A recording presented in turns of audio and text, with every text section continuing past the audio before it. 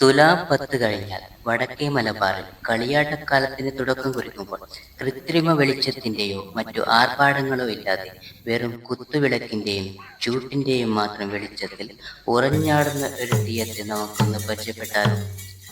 നങ്ങോളങ്ങര ഭഗവതി.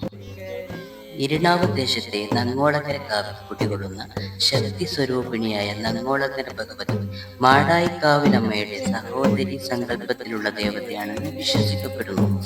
ഈ ഒരു കാവിൽ മാത്രമാണ് ഈ ഒരു തെയ്യം കെട്ടിയാടുന്നത്. സന്താന ലബ്ധിക്കായി ഭക്തജനങ്ങൾ തുടർച്ചയായി ഇവിടെ ഭഗവതിയെ കെട്ടിയാടിക്കാറുള്ളത്. തുലാം 11 മുതൽ വൃശ്ചികം സംക്രമം വരെ അമ്മ ഭക്തജനങ്ങളെ അനുഗ്രഹിക്കുന്നു. ഈ ഒരു കാവ് കണ്ണൂർ ജില്ലയിൽ നിന്നും 17 കിലോമീറ്റർ മാറി കല്യാശ്ശേരി പഞ്ചായത്തിൽ ഇരിണാവ് എന്നൊരു ദേശത്താണ്. യാതൊരുവിധ മനുഷ്യനിർമ്മിതികളും ഈ കാവിലില്ല.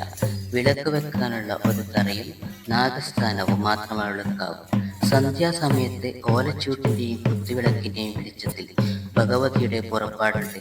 ഉള്ളിൽ ഭയം ഉണ്ടാക്കുമെങ്കിലും ആ ഒരു കാഴ്ച കാണേണ്ടതാണ്. കോലധാരി മുഖത്തെഴുതുന്നത് പോലും ഒരു കുത്തുവിളക്കിന്റെ മാത്രം വെളിച്ചത്തിലാണ് എന്നതും ഇവിടുത്തെ ഒരു പ്രത്യേകത തന്നെയാണ്.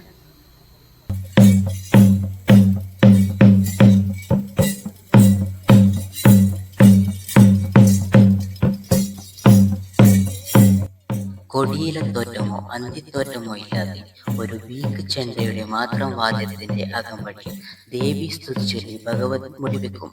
സൗമ്യമായി ഭഗവതി ചുവട് വെക്കുമ്പോൾ കുട്ടികൾ കുരുത്തോല കഷ്ണങ്ങൾ കൊണ്ട് പുഷ്പവൃഷ്ടി നടത്തും.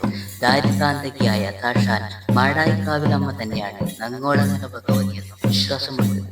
ആദ്യത്തെ 3 ദിവസം സ്ഥാനികരായ തറവാട്ടുകാരുടെ വകയായും പിന്നീടുള്ള ദിവസങ്ങൾ നേർച്ചയുമായാണ് ഭഗവതിയെ കെട്ടിയാറിക്കാറുള്ളത്. അടുത്ത 3 വർഷത്തേക്കുള്ള നേർച്ച ഇതിനകം തന്നെ ഇവിടെ വന്നു ചേർന്നിട്ടുണ്ടത്രേ. ഏറെ വെള്ളം കടലിറങ്ങുന്ന നേരത്ത് മാത്രമേ തനിക്ക് ക്ഷേത്രം വേണ്ടുവെന്നാണ് അമ്മയുടെ അരുൾപ്പാട്. ഈ ഒരു കാവിൽ വരാത്തവരുണ്ടെങ്കിൽ ഒരിക്കലെങ്കിലും ഇവിടേക്ക് വരണം കേട്ടോ. മറ്റൊരു വീഡിയോയിൽ നമുക്ക് വീണ്ടും കാണാം.